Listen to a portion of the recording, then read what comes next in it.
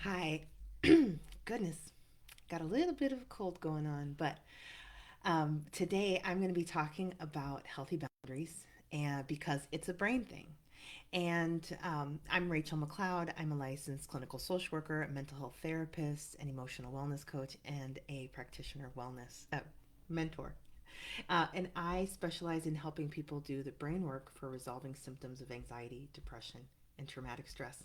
The brain has a beautiful process for this. This process can get stopped and blocked, and that's why we end up with disorders. Is because we have this backlog log of things that haven't um, processed, and they result in when that process gets blocked, that stuff that's trying to get processed actually shifts us into symptoms of anxiety, depression, and traumatic stress instead of being used for what it's designed for, all these events and experiences and emotions that are now unresolved, but they're supposed to be moving through and creating our health and wellness. And so I really specialize in helping the brain, the mind body system, complete that process, get that process unstopped, unblocked, and moving beautifully to get all these beautiful things. One of these beautiful things that brains do on their own is healthy boundaries. And so that's what I'm going to talk about this today because I really do a lot of work with not only people with anxiety, depression, and traumatic stress, but really complex PTSD, complex relational trauma from early childhood, being raised by people mentally ill, emotionally unavailable parents, tragedies in early childhood, abuse and neglect in early childhood. Um, those types of things that interrupt our healthy relationship of development. And so, a lot of times, when that's the case, the boundaries with complex PTSD, the boundaries can be all over the place. And so, part of the treatment for resolving complex PTSD involves getting all the boundaries straightened out and working accurately to support the person. Sometimes our boundaries are set up and they're shaped and shifted to support the mentally ill people we grew up with, or the physical challenges that were present in our childhood. Tons of things, right? And so that happens. I wish it would happen less, but hey, here we are now, and we have to get your brain or their brain, whose ever brain this is, to sort these out for us. That's the brain's job. And if it can do it, it will do it. It would have already done it. But by this time, we actually have to walk the brain through this process of getting all the boundaries resorted out and reactivated, also upgraded. We are constantly outgrowing our subconscious programming. Boundaries are running on subconscious programs. That's why we do things that we don't want to do, and we do things that we don't want to do, and we're like, "Why do I keep doing this?" It's because they're installed in your subconscious programming. Your brain is doing its thing by pulling up what's in there and running it. Whenever you stop using willpower or stop using your working memory, right? If you can use your working memory, you'll do the right thing. But as soon as you add something else to your working memory, that falls off and it starts running from your subconscious program, and that's when you'll do the things you don't want to be doing. And so can you see that we need to change this from the subconscious programming and not just try and change it from choice and from our prefrontal cortex, our working memory? We need our whole system supporting us with the boundaries that we actually want running. Okay, so there's a process for this. Um, I want to. I'm going to look at my notes here because this is a really big. This is a complex brain function thing, and there's a lot involved with this. I teach people how to work with their programming and intentionally get the brain to activate the boundaries that are needed, and the boundaries that are playing in their current life to make their life better. And so I teach this in part 5 of my program, Inner World Transformation, and I teach that there because there's so many other processes we need to be able to work with that are less complex and absolutely powerful, but we need to get those things running first before we try to dive into something more complex and advanced like boundaries and getting the brain to really overhaul the boundaries. And what's cool about this is that all the work that we're doing in the beginning is already helping the boundaries. That way, when we get there, it's less messy already. But we're just taking a less complex path to doing this big complex work. So, um, let me tell you what boundaries are because they're not physical lines in the world. They're emotional, they're mental, and you actually have to have quite a high level of emotional intelligence to be able to be aware of the boundaries. And so, the higher your emotional intelligence is, the more you'll be able to accurately respond to the boundaries around you and anticipate things and social cues and all these fabulous things that we're doing here. But ultimately, boundaries are designed to get you more of what you want and keep out more of what you don't want. Okay. Um, it's a very simple thing. It's happening in every single area of our life. And if it's not happening, you know it because you're getting what you don't want. That's my flag for when people's boundaries are off, is that something's happening to them that they don't want. Maybe their house is filled with junk and they don't want it. Their brain is not working boundaries. There's boundaries in there that are not functioning. Um, I have clients with sexual abuse histories, and so one of the things they don't want is more sexual abuse, but it keeps happening, right? And that's because the boundaries have been deactivated by the original early trauma, and so we need to get those reactivated so that they can protect themselves from future sexual abuse and sexual predators and all that stuff, right? And this is a brain thing. There are reasons that your brain thinks it's not safe to defend yourself or protect yourself. This also is in things in with conflict. If you've got conflict in a relationship, you're getting stuff you don't want, and you're not getting what you do want from the relationship. That's a boundary thing. Your boundaries aren't running accurately enough to effectively keep out what you don't want and bring in what you do want, right? And so that's really the measure for boundaries. These are types of things we're looking for, but it's really in every area of your life. If you're a musician and you're not musicking the amount that you want to, that's a boundary issue. If you're a mom and you're not spending enough momming time or specific momming time that you want, that's a boundary issue. If your kids aren't picking up the way you want them to, that's a boundary issue. And we really want to do that internal work that starts to shift this dynamic for us.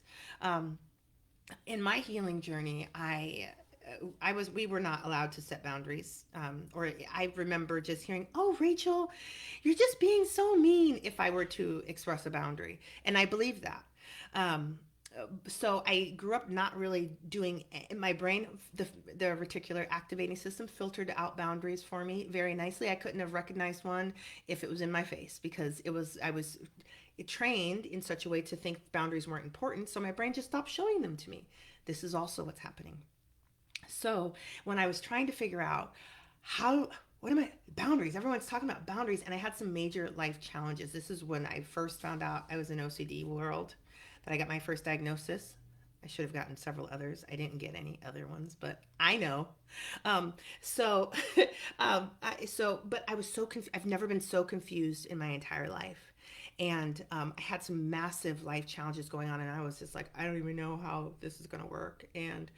Um, and then boundaries was really buzzwords at the time, and I got that boundaries book. I couldn't read it because I was too confused. My brain wouldn't read, and so I just was thinking and thinking and thinking and studying and looking, and and I started to see some patterns and some dynamics. But what I learned during that time of my life was that boundaries are magical.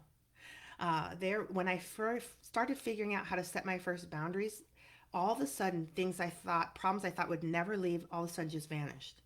And I was just like, and then I learned how helpful my boundaries were to the people I loved the most. Shocker, because I was taught that was terrible, that I was being so unkind and so unloving. But all of a sudden, the people around me are doing better.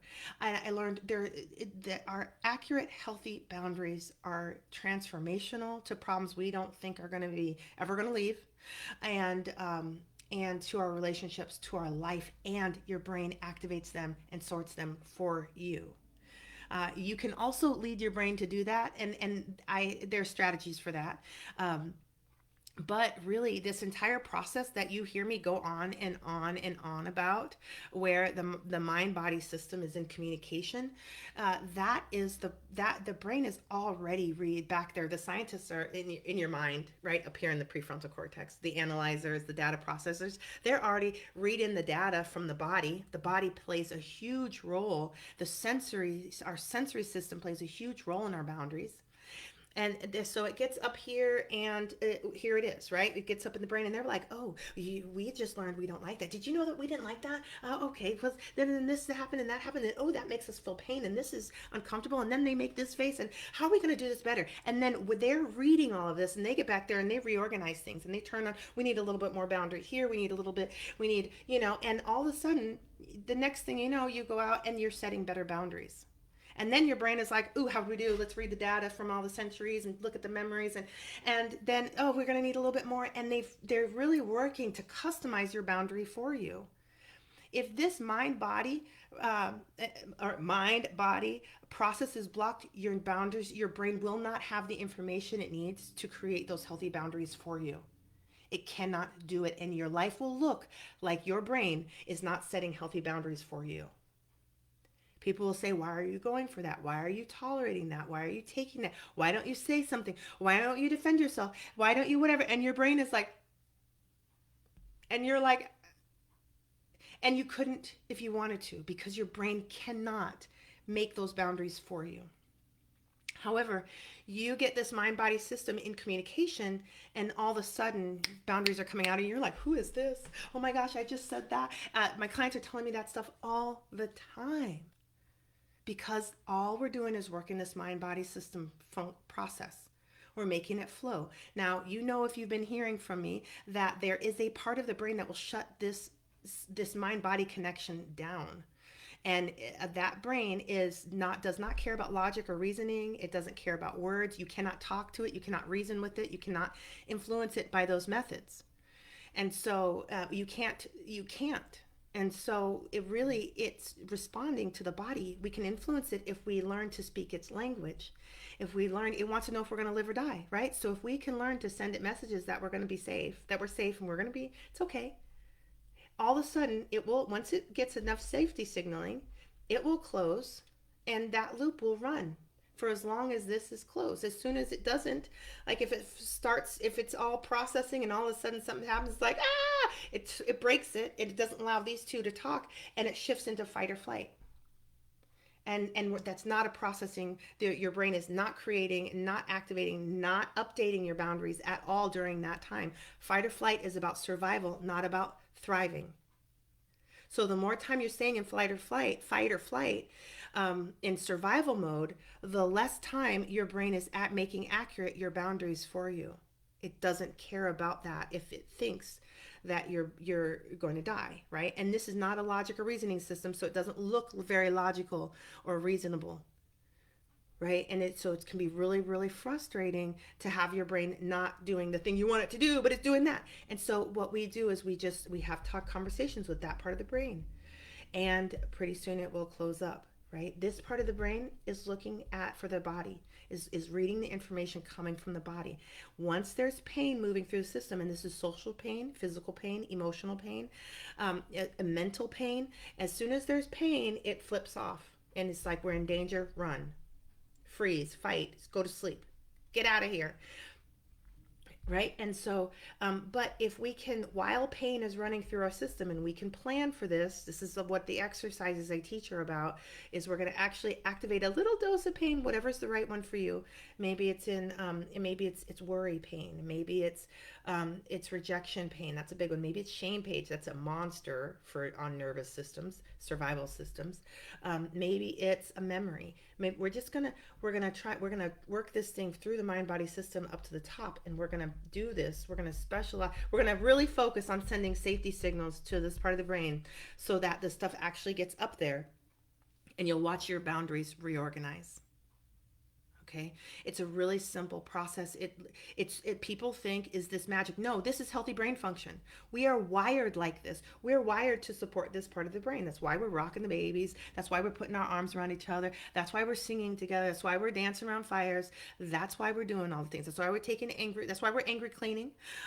Those things take a long time right now, and we can get faster results if we can use some very quick interventions that really talk big and are very comforting to this part of the brain. So I teach 4 strategies for this. I have a free program where I teach you 3, just so you can start playing with this and see what your brain will do for you and experience this for yourself. It's not something I want you to take my word for. You need to watch your brain do different things. And so that I want you to be like, we'll see, and go try my stuff and see what happens. If that's the right match for this part of the brain, you'll notice this, and there's specific brain functions, thoughts, feelings, and experiences that you will notice that are replicable and expected. Once this closes, our brains are doing very different things than they're doing when they're in this place. So we're just shifting, shifting, shifting. And you'll watch that. What people write me about is they'll email me and something's happening. They say, I think this is working, right? We're supporting this. We're not doing the work. We're supporting this so that it will do the work. So we're not sending back, hey, I want you to do this yet. We're going to do that. But really, in the beginning, we don't have the skill for that. We just want to support this. They're going to just start balancing. Now, when we start leading this thing very specifically, we're going to see exact results, exactly where we were working. Like, for instance, with worrying is an easy example. If we're worrying in some place, we're going to turn the brain onto the worry. We're going to go focus on the worry, and then we're going to work on putting the brain in that whole brain state. So now that worry energy is moving from the body to the mind system, right? And it goes back down to the body because as things shift and change, it goes back into the subconscious programming, which I believe is a whole brain thing. I don't get a lot of trainings on that. I'd like to know what happens after the process, but I can tell you from practicing and experience, transformation is happening and it's loaded into the subconscious mind. It's effortless. It's habitual. We're reinstalling new habits, and it's effortless as far as working memory is concerned. It's not like I have you go around. Okay, remember to do the right thing. Remember to do the thing we've been trained. Remember to hold that new boundary. You can. That can be a helpful practice, but really we want your mind body system doing it from the subconscious programming. And so there are specific exercises we're doing to make that happen and to make that effortless for you, because there's so many bigger things to be doing. It's like dribbling. It's like when you're learning how to play basketball, you got a lot more to do in the game of basketball than dribble, right? But if we have to relearn dribbling, we're going to focus on this hard so it goes into the subconscious programming and we don't have to think about it anymore. We don't need working memory for it anymore. It's in the subconscious programming. We can do it all. I don't know. I stopped playing basketball a while ago. Decades. So, but you see my point. Our boundaries are the same way. They're not something I want you to be holding on to tightly. Yes, exercise them. There are exercises you can do to get your brain to make that nice and strong and deep in the subconscious programming. Do it. I have exercises for that.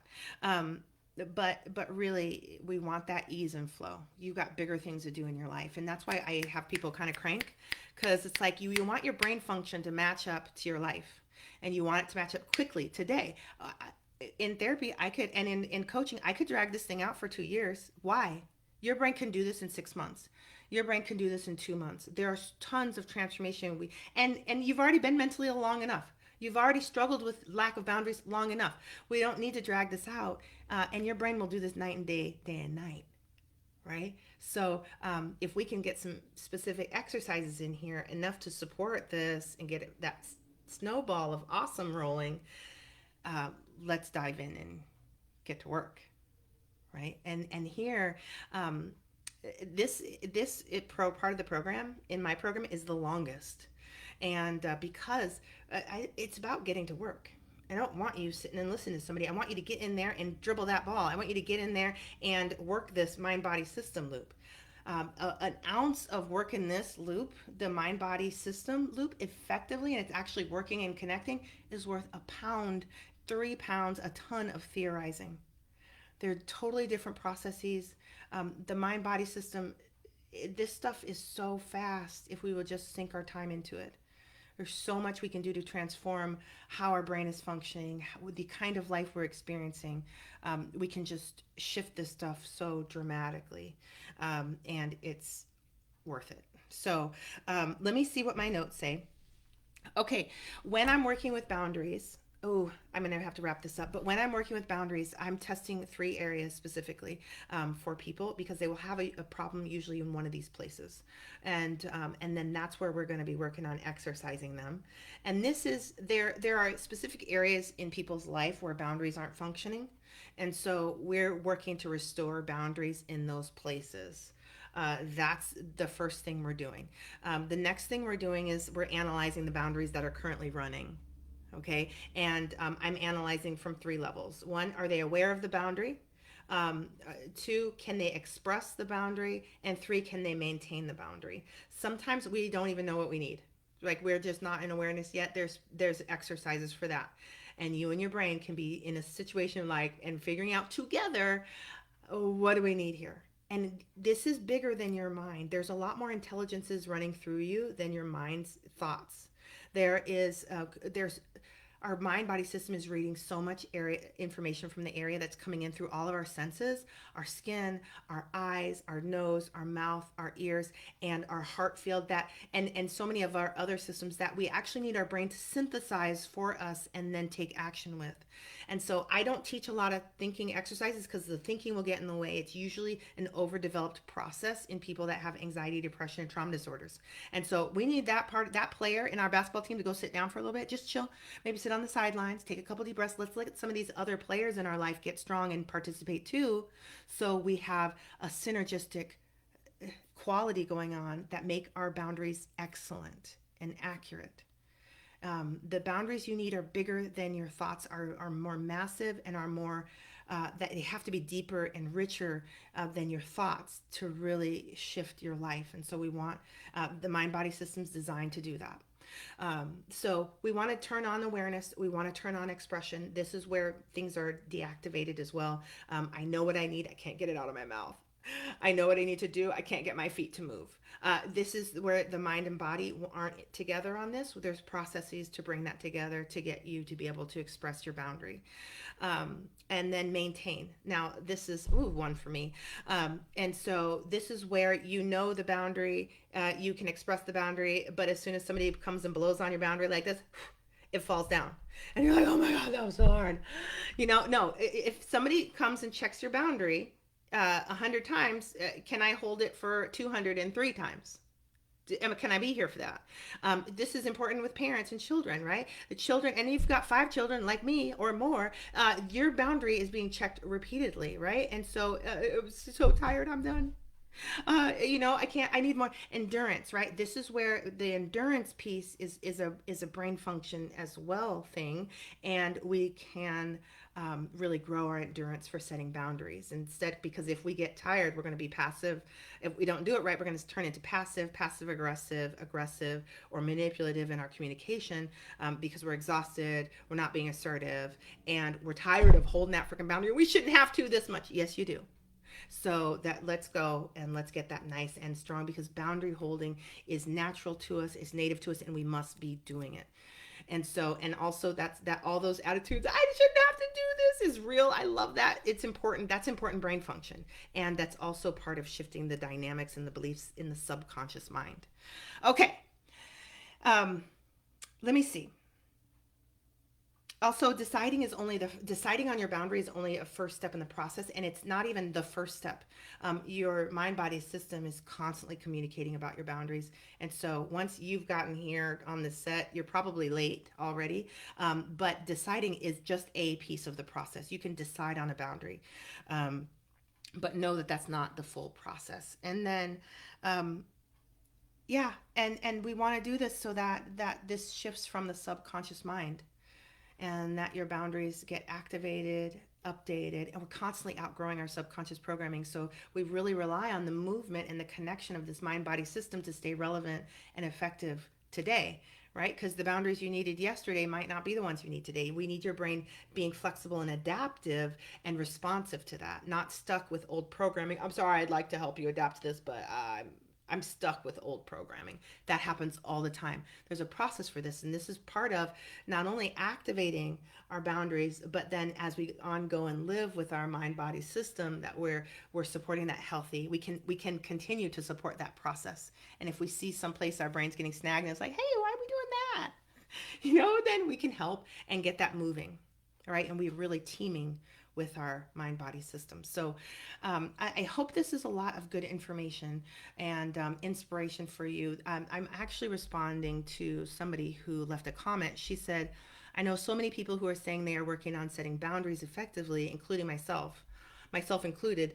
I never knew boundaries were not choices, but set in the subconscious or unconscious. I would love to hear more about creating boundaries for the brain to adopt and bringing ones that already exist into awareness. So, some of me doing that was in response to that because I'm so glad she said that because I haven't done a video on boundaries, and it's so important to complex PTSD recovery and anxiety and depression recovery, but also to living well. And so anyway, it's some things that and they're in front of your mind, but they're in your subconscious. So she just brought that up to my conscious awareness. I'm like, oh, let's make a video. So if this is something that you want to trial, I encourage you to jump into my free program, Interventions for Inner World Transformation. Try those out. If you find a matching intervention, you're probably going to like my program, Inner World Transformation. And so that's an 8-week or an 8-part process that takes you from point A to really gosh, it's so many things. That's why I gave it such a general name, because it's inner world transformation for healthy boundaries. It's inner world transformation for overcoming PTSD. It's the brain process that is at the bottom of all of wellness. And so you can really have any goal and just work this deep process, and your brain will shift you into that. So anywho, that's available. I added links to all of that stuff in my in the description part of this and in the link below. Um, so go ahead and trial it, and I'll talk to you later. Take care. Bye.